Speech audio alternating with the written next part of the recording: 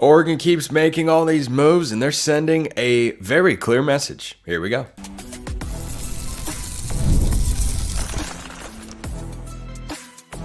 You are Locked On Ducks, your daily podcast on the Oregon Ducks. Part of the Locked On Podcast Network, your team every day. Yes, it is that time once again for Locked On Ducks. I'm your host, Spencer McLaughlin. Thank you so much for making this your first listen or your first view of the day. Part of the Locked On Podcast Network, your team every day, and your number one source to stay up to date with the Ducks. If you have not already, please like, comment, subscribe, rate, and review wherever you listen to or watch this show, which today is brought to you by FanDuel. Make every moment more. Right now, new customers get $150 in bonus bets with any winning $5 bet. That's $150 with any winning $5 bet. Visit FanDuel.com/lockedon to get started. We'll talk about just how good Oregon's defensive line is in the context of the Big Ten, and do Dana Altman and company need N'Faly Dante? Well, or would they just like to have him? That is an interesting distinction. But let's start with what Dan Lanning and company are building up for, and that's a national championship run.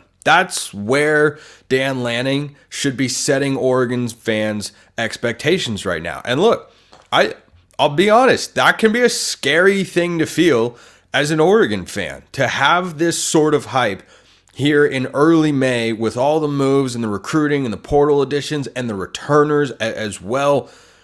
It's all lining up for a national championship caliber run. And FanDuel certainly sees Oregon that way. They've got the Ducks as a minus 210 favorite to make the college football playoff. They're a top 5 national championship preseason team. I can't remember the last time Oregon had odds that high. I would imagine in 2014, the last time they went to the national championship, their preseason odds were pretty high. You had an 11-win team. You had Mariota coming back for what would be his final year of college football. And, of course, they lived up to those expectations. But the reason that it's kind of scary if you're an Oregon fan is it's not the only time that Oregon has had these sorts of hopes. Just this past season, of course, it was within striking distance that Oregon could make the college football playoff, contend for a national championship. And we now know they had a good enough team to do that, and they just couldn't beat Washington. Could not get by the Huskies. But everything about this team screams national championship caliber. And that can set you up for a whole bevy or a whole host is a better way to say it, of negative emotions at one point in time if Oregon is not able to at least give it a good effort. But I think if you're an Oregon fan, you would take that over a team that is just content with being mediocre or not trying to get better or not making these sorts of moves. But you look at Derrick Harmon coming in from Michigan State. Peyton Woodyard, I think, is a little bit more the safety from Alabama of a future transfer portal addition. You know, that's more akin to Dante Moore. Maybe he makes an impact this year. Woodyard has a better chance to make an impact than Dante Moore does, because Dillon Gabriel would have to get hurt for Dante Moore to really make an impact for the Ducks this season. But I don't expect Woodyard to be a big-time player this year. But bringing in Harmon for what will be his final year of college football, bring in Jamari Caldwell for what is, I believe, his final year of college football. Jeff Bossa returns, Jordan Burch returns, Terrence Ferguson returns, Johnny Cornelius returns. You bring in a high-profile transfer quarterback in Dillon Gabriel. You've got a loaded backfield. You've been recruiting well. You bring in Jabbar Muhammad from Washington, who was not an easy guy to get. His cousin was already on the University of Texas roster. No slouch of a program themselves with the way Steve Sarkisian's played in the last couple of years. Winning these sorts of off-season battles set you up for, hey, the expectation is to go compete for a national championship. You're going after transfer portal guys that were considering other national championship contenders or other national championship capable programs. And that's where Oregon wants to be. I don't know if you can look at the season as national championship or bust, as in it would be disappointment if it's anything else. I think for, an or bust conversation, you have to move back a couple steps, but you're not that far away, because these are the sorts of moves you make when you're just all in on a particular season. And I do wonder how much Dan Lanning senses the opportunity that's here. Like, can Oregon build a 2025 football team that is as good or better than what they're going to have here in 2024? I've seen other media pundits and personalities and podcasts say that this is, the most talented Oregon team ever. That's a conversation at some point I'll examine on the show. Frankly, that takes a good amount of time, and I don't know if I fully agree with that. It's certainly on paper right up there. It is going to be one of the most talented teams Oregon has put on the field in, the last 10, 15, 20 years. And I think that it's an exciting time, but it's also kind of a nerve-wracking time, because you think about that question I just asked, everyone they're going to lose from this year is going to be a high-impact player.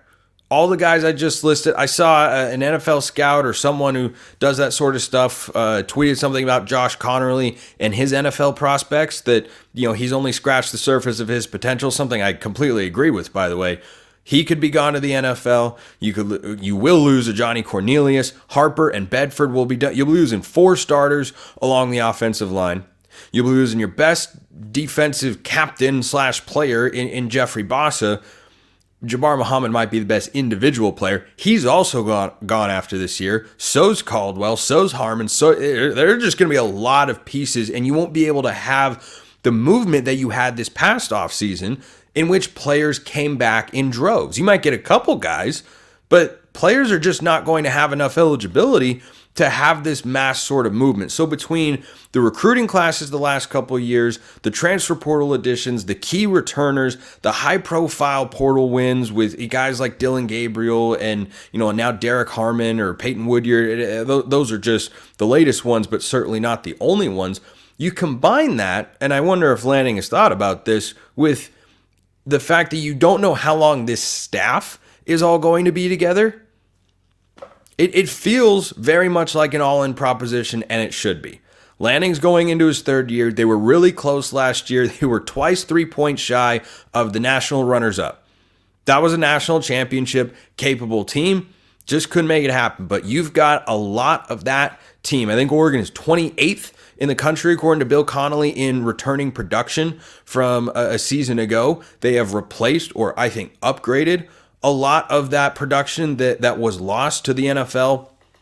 And I now, Brandon Dorlus is a tough guy to upgrade, but I think the depth on the interior of this defensive line is going to be crazy, crazy good. And I just really like where Oregon's at. So that's the message to me, that this offseason, with Derrick Harmon being kind of the final puzzle piece to fall into place, that's the message that's being sent here. This is not, hey, let's compete for a Big Ten championship, or hey, let's just make the playoffs, see what happens. This is Dan Lanning wants to go out and reach the national championship game in year 3. And I think college football outside of Georgia is as open as it's going to be. You've got Ohio State with quarterback questions. They have a ridiculously talented roster, no doubt about it. But you get Ohio State at home in the regular season for what could be the first of 2 meetings, but isn't guaranteed to be. Michigan's going to have a down year compared to what they're capable of, which, as we know, is winning the national championship. Alabama is undergoing a transition, and this will probably be the worst Alabama team Kalen DeBoer ever coaches. Those are heavy hitters that are not at their peak. They'll be very good, but will they be the best that they can possibly be, the best they've ever been? No, they won't be. And so I think it's a good opportunity for Oregon to insert themselves in that conversation, and they have assembled the team, and now the team just has to come together and go execute on Saturdays, which is what this beautiful, wonderful sport always comes down to. Drop your thoughts in the YouTube comments or hit me up on X. We've got some mailbag questions to get to. Oregon with Derrick Harmon along the defensive line. Is it the best in the Big Ten? It's a tough list to crack. They might do it, though. You might go over to FanDuel. I think you should. I do. Just saying. It's winner take all time in the NBA and NHL, and FanDuel is giving you a shot to bring home a big win of your own. Right now, new customers get $150 in bonus bets with any winning $5 bet. Any winning $5 bet. Doesn't matter what it is. Could have been the Timberwolves to just beat the Nuggets last night. And guess what? They thrashed them. Was not particularly close. At least last time I checked the score. It's $150 to bet on spreads, money lines, player props, and more. You can bet Oregon's win total, which is 10.5, tied for the highest in all of college football. You can bet conference title odds, national championship odds, whatever you want. It's all over there. So go check out FanDuel today. Visit FanDuel.com/lockedon. Make every playoff shot count. FanDuel.com/lockedon. FanDuel, America's #1 sportsbook, and our official sportsbook sponsor here at the Locked On Network. All right, back in the home state for that second segment sip for a while. Mailbag time, YouTube comments, or X, formerly known as Twitter, at @McLaughlinCFB or at Locked On Ducks. Those be the handles. Mailbag questions been flying in. I love seeing that. Keep it rolling. If you want priority access and all sorts of other perks, go join the flock over at Subtext, link in the description below wherever you listen to or watch this show. This from Nick. Since we just signed Harmon, people on the web are saying Oregon has the best D-line in the Big Ten. Do you agree? Well, like many things for Oregon compared to the rest of the Big Ten, the automatic baseline standard is top 3. I don't know that there's a unit you could look at. Maybe the linebackers. I mean, you got a reigning second-team All-Pac-12 guy in Jeff Bossa. If Justin Jacobs is healthy, that's an all-conference caliber player. That's an if, though. He has struggled with injuries his entire career, so that's an if. Linebackers probably the unit with the least amount of depth on defense for the Ducks. But my point is, any unit you look at for Oregon, I don't know how they fall outside of the top 3 in the Big Ten. Because the teams at the top of the Big Ten are very good. But once you get to the middle, it's not supremely deep. But at the top, it's really, really good. But then you kind of quickly get into the Wisconsins, who people are not super high on, at least that I've talked to, and Minnesota, who feels like they've got a high floor, low ceiling, even with a really good coach in PJ Fleck. You just kind of have a lot of, it's fine, solid, decent, respectable. But for Oregon's defensive line, I think your other contenders here are Ohio State and Michigan, and boy, I'd put Oregon's defensive line up against any of them. You know, they've got some dudes over at Michigan, even though they lost a bunch of players to the NFL draft.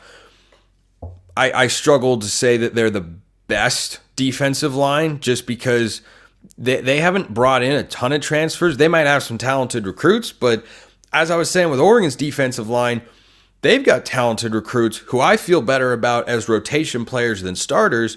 And then next year, maybe you look to the guy that stands out in that group and say, all right, he's a starting defensive tackle, and Oregon is in a good position there. So I think that they've got at least the second best defensive line. Ohio State's is really good.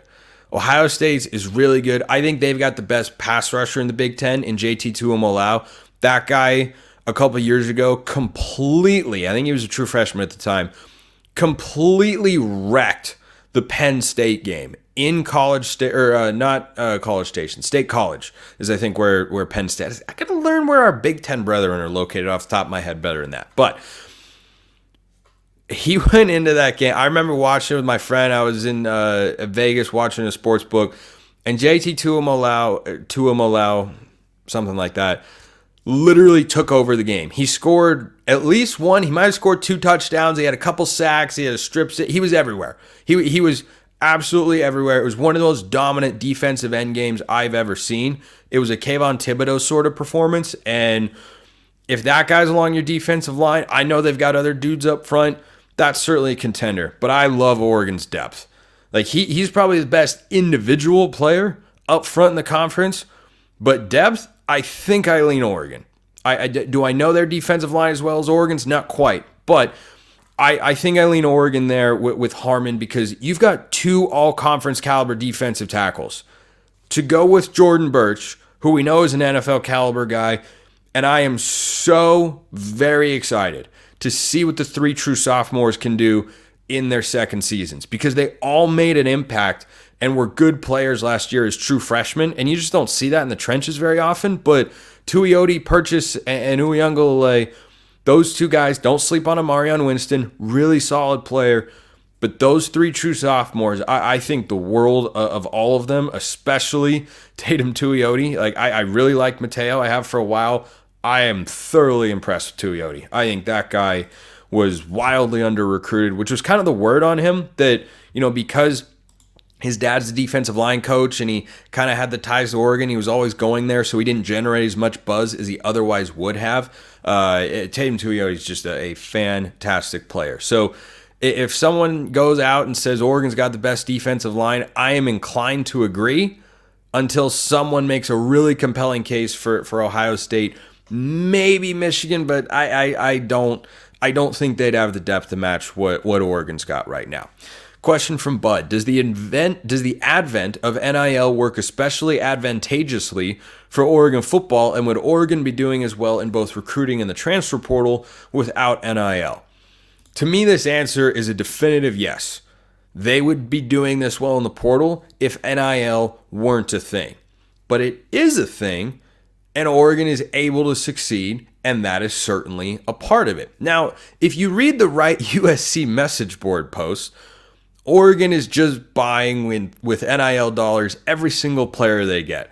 And I'm sure plenty of them are getting a hefty amount of NIL valuation. However, to those who make the case that, well, without Nike money and without NIL, Oregon wouldn't be getting these guys, I ask you this question. Did Oregon's brand start when NIL became a thing? Was recruiting taking off and reaching heights we hadn't seen before only when NIL began? The answer to that question is, of course, no. Chip Kelly wasn't a big recruiter. He was content with top 15 to 20 classes with guys that fit his system, and he made it work. That was great. And then you had Willie Taggart come in, and once upon a time, Willie Taggart had the top recruiting class in all of college football. Well, that was new. He left, and that class kind of fell into shambles and whatnot. Guys like Chase Cota never made their way to the Ducks. But then Cristobal takes over, and he puts out a top 10 class. And you go, wait, you can do that? And then NIL becomes legal, and Oregon is at the forefront of saying, yeah, we embrace the new opportunity. It's a new age world. We want to impress people. It's absolutely a benefit to Oregon. If it weren't there, they'd still be able to get high-quality players. They'd still be able to recruit nationally. All that stuff was there. It's just that as that ingredient got added, Oregon was able to still make a really, really outstanding recipe. If you took that ingredient out, Oregon would still be able to put together something really, really good. So I think that's a really interesting question.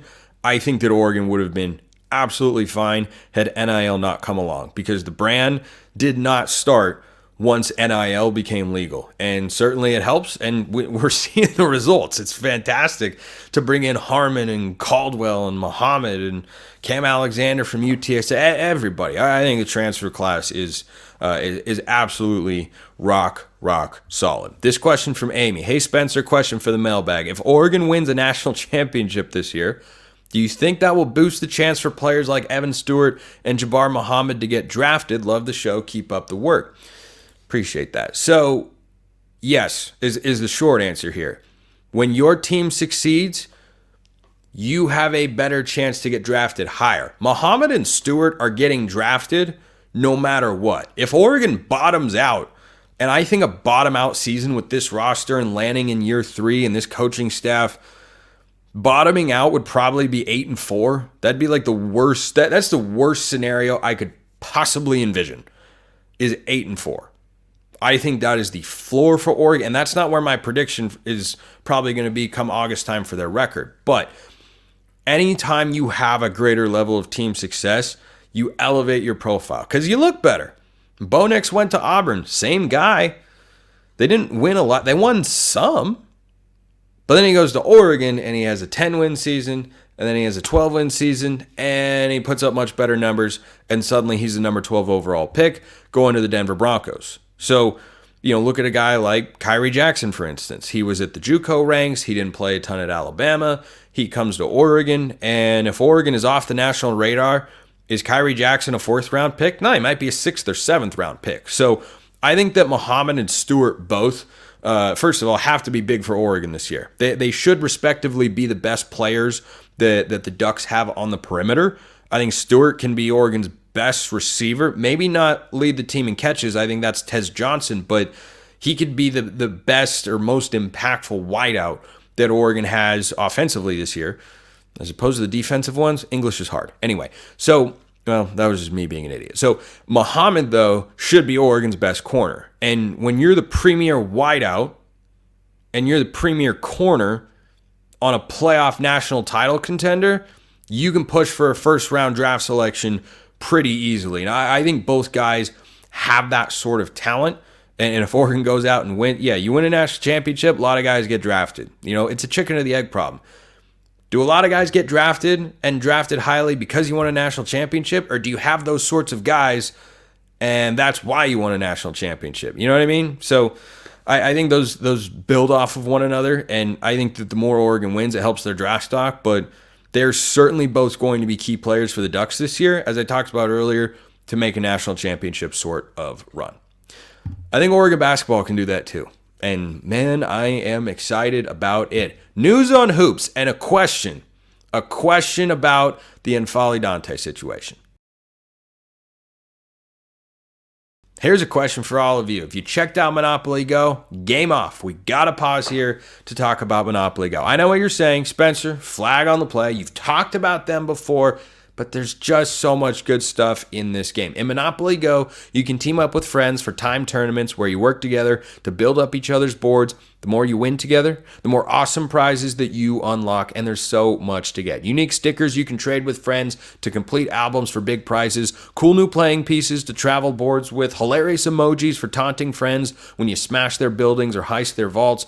Plus, Monopoly Go always feels new and exciting every day, with constantly changing tournaments and challenges. A ton include their own unique mini games, like digging for treasure, a robot pachinko machine. There's always new timed events to help you win big, like massive multipliers for everything you win or rent frenzy. So there's always something fun to discover in Monopoly Go. So get off the bench, go download it free on Google Play or the App Store. Game on.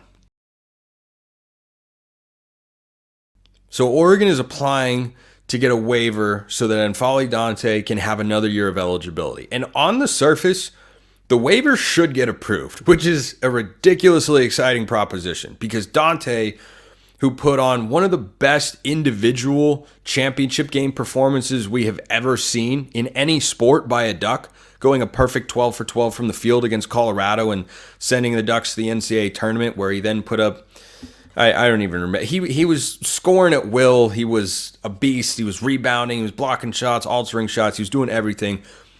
He's applying for a medical waiver going back to the 2020-21 season where he only played 6 games and essentially saying, hey, NCAA, I should be able to get a red shirt because I only played in 6 games that year. And he didn't apply for it at the time, probably because it was the COVID season and they were all getting an extra year of eligibility anyway. So that's where the situation stands. Don't know where the NCAA is coming down on that, but I feel 60-40 like Dante's going to get another year. But then I started thinking, well, what if it doesn't go Oregon's way? You look at what happened with Tez Walker in college football this past year at North Carolina.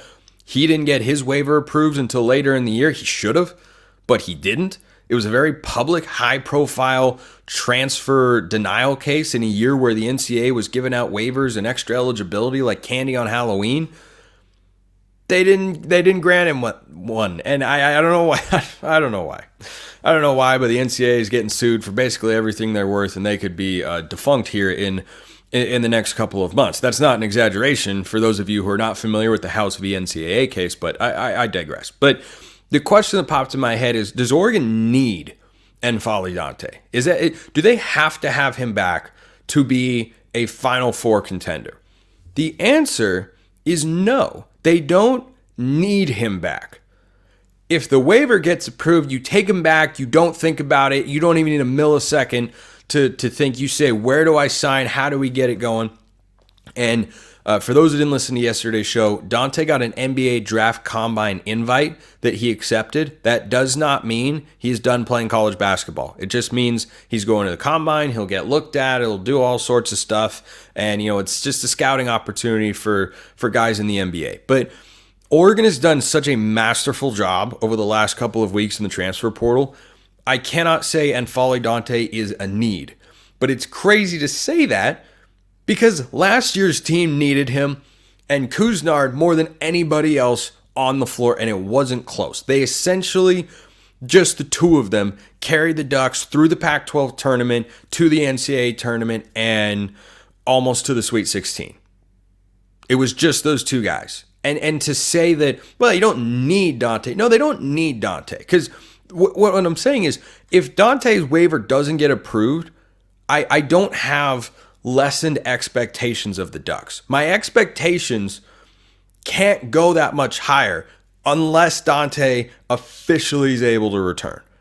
But if he's unable to do so, if they can't, if they appeal after it gets denied and that doesn't go through and Dante's Oregon career is actually done, I still feel great about where this Oregon team is at. Because you brought in 6'8" Brandon Angel, who can play power forward, and KJ Evans, by the way, can play the 5. He's a more natural 4. That's what he's going to be billed as whenever he puts his name into the NBA draft waters. But Evans is someone who had to play the 5 last year because Biddle and Dante were out with injuries. And Mo Diawara filled in admirably, but didn't play a ton and wasn't on the floor down the stretch. Evans had to be the 5. He had to be the rim protector, and he was great. He was great. And so when you think about that dynamic, you say, okay, so if Evans is one starter and Biddle is probably your other starting center, you can bring the true freshman Traore off the bench as a Frank Kepnang, Mo Diawara type to just give you energy, or Francis Okoro, just a big body that can give you energy minutes, not much scoring, but some defense and rebounding. With Angel in there at 6'8", that's enough size to me for Oregon to be able to still have a good defensive presence, still have enough length, and have enough depth and talent to make a run in the NCAA tournament. That is 100% true. And if Dante comes back, if you're running out a starting 5 next year of Jackson Shelstad, TJ Bamba, I still can't believe they got TJ Bamba. I still cannot believe they got TJ Bamba. But if your starting 5 is Shelstad, Bamba, probably Brandon Angel, frankly, KJ Evans, and N'Faly Dante. Look, there's a question in the football mailbag that I'm going to, as I mentioned earlier, do a deep dive on and really try to give you the best answer I can on what Oregon team is this football team comparable to. It's the best Oregon team since blank. If that were Oregon's starting 5, that would be the best starting 5 Oregon has had since the Final Four run, which even without Chris Boucher was Peyton Pritchard, Tyler Dorsey, Dylan Brooks, Jordan Bell, and oh my gosh, I am forgetting who else started on that team. That's crazy that I can remember those 4. Dylan Ennis. Dylan Ennis was the other one. So if I can't believe I forgot. I really liked Ennis too. He's a Villanova transfer, had a really nice year. Anyway, Villanova transfer at 2 guard. Dylan Ennis, TJ Bamba. Bamba's a better player. But anyway, I think that Oregon lineup is crazy good. But if you take out Dante, if you can keep Nate Biddle healthy, that's been a challenge. I'll fully grant you that. Not going to deny. But if you keep Biddle healthy, we didn't really see him this year. But everyone remembers how good that guy is, right? 5-star recruit coming out of the state of Oregon. He's not as big, he's not as wide as N'Faly Dante, but he's a 7-footer. He can shoot, whereas Dante cannot, and he's every bit the rim protector, and he's also a really good athlete. And is just tremendously skilled. So if he stays healthy, and you're rotating 4 bigs are Evans, Biddle, Angel, who can play power forward, and Traore, the true freshman, that's a good enough rotation of bigs to make a run. But if your rotation pushes Traore out and he essentially redshirts this year, and your 4 bigs are Evans, Dante, Angel slide over with matchups and everything like that, and then Nate Biddle. Oh, man. That's a crazy talented team. So need N'Faly Dante? No, don't need. Welcome with open arms, though, because that would be just ridiculously loaded. I would honestly wonder how they could get everyone the basketball enough. They'd just be that talented. And you got to figure the injury bug will bite them at some point because, I mean, that's just standard operating procedure at this point for Dana Altman and company. And remember when everybody wanted to fire Dana Altman? Good times. Anyway, I know not everybody did. I thought about it, I discussed, but I did not get into that camp. And if you did, you just say, okay, I was wrong. Throw your hands up, say, all right, I give up. Dana Altman is great. Speaking of which, let's get out of here on this. Have you noticed the moves that Kelly Graves has made recently? I think the calls amongst Oregon fans online to remove Kelly Graves were stronger than Altman, understandably so. Given the struggles that Graves' team had this year, they just went out and got Deja Kelly, beg your pardon, Deja Kelly from North Carolina.